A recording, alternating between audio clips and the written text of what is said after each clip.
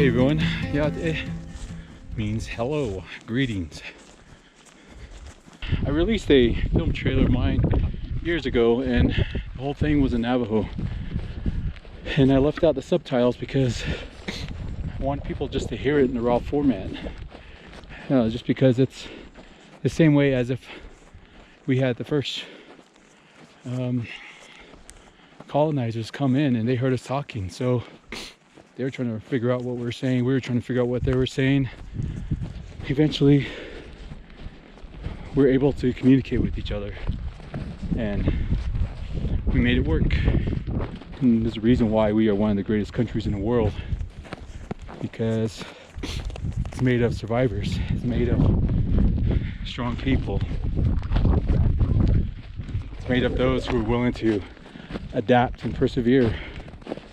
And a lot of that goes into our Dine ways, which is also related to the definitions of Hajo, which is kind of the importance of life.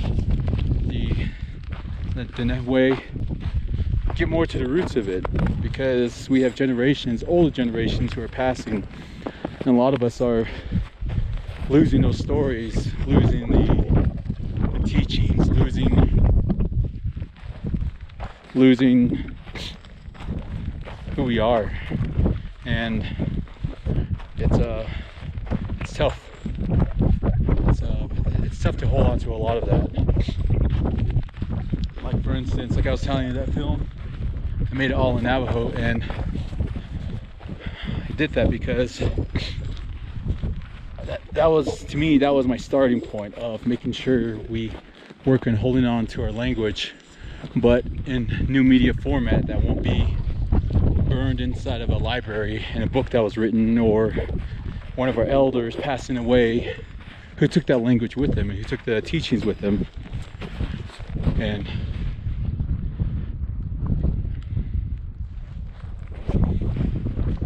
we're losing a lot of that. So when my wife and I found out that she was pregnant, we wanted to make sure that we started pushing hard on cultural values. I mean, yeah, she's a non-native, but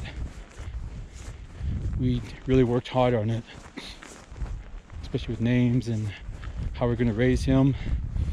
So it kind of went back to the film trailer of, I pointed out at the end that it was dedicated to the Treaty of the Navajo.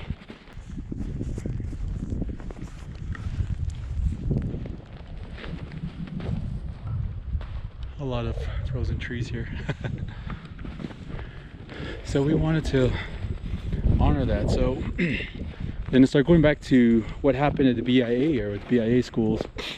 Like my grandma said, you know, she had a positive experience there,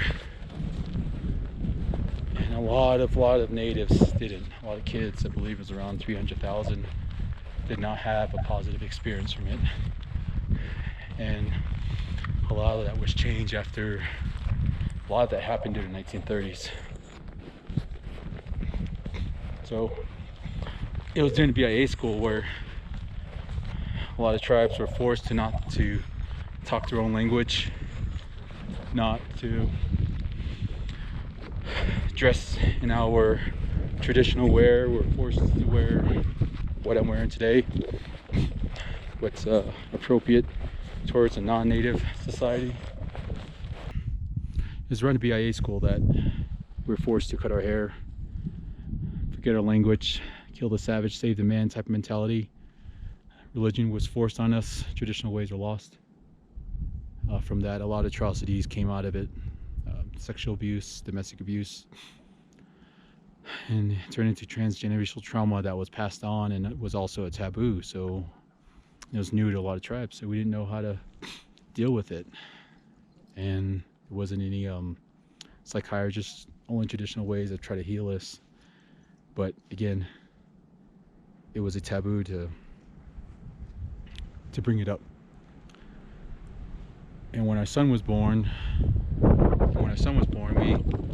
my wife and I both were in agreement that we won't cut his hair. We will only cut his hair when he vocalizes it, when he's the one who wants to cut it. So for a good 4.5 years, he his hair grew long, and it was amazing. I loved it.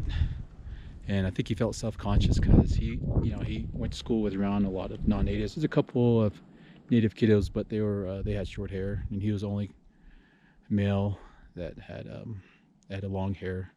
So he felt a little self-conscious, so he requested to cut it. We did that. What's usually done is when your hair is cut, you burn it. So no negativity goes towards your hair. No kind of like dark magic will obtain it and curse yourself or put bad I guess an easy way to say, like, bad spells on your family and yourself. So when the barber, she did a really good job of braiding his hair, locked it in, cut it, and we kept it until we figure out what we want to do with it. But for right now, it's in a safe spot. And the rest of the hair that was trimmed off, I collected it into a bag.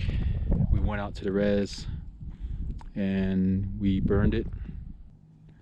But now that he goes to a new school, which I'm really surprised actually, because they recognize a lot of Native American cultures and traditions, so they will actually host powwows at their gymnasiums, whatever school is available, and they will recognize like cultural weeks and stuff like that, which is, I didn't really grow up with that.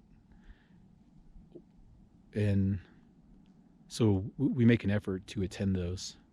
And now that he's in a larger school, he sees a lot more boys, especially going to powwows, that he noticed a lot of men have their hairs long. And we explained to him, see, before we cut it, I told him, if you feel uncomfortable, you feel like long hair is for girls, and that was his comment. I told him, well, Dad will grow us hair to prove that it's not girls who have long hair.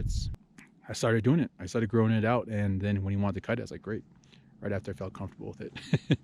And now that he's growing it back out, we asked him, hey, your brother's gonna get his hair cut. Do you want a haircut? He said, nope. I want to grow it out. I want it to be long again. And we're like, that's my boy. Beautiful. I always say that to him. So that's why for 2023, we're going to be pushing very hard on capturing a lot more traditionalists, very specific niches on the res. I grew up, Shiprock, Farmington area, but I've also spent a lot of time up in Newcomb, Montezuma Creek, Noshchitty, Sheep Springs, Wheatfields, and going to all sorts of areas, Tuba City, Kayenta, Baby Rock, Winder Rock, Fort Defiance. So we are Chinle, camping in Canyon de Chelly. So now all this knowledge is coming back, and a lot of good memories is coming back from going to all those areas.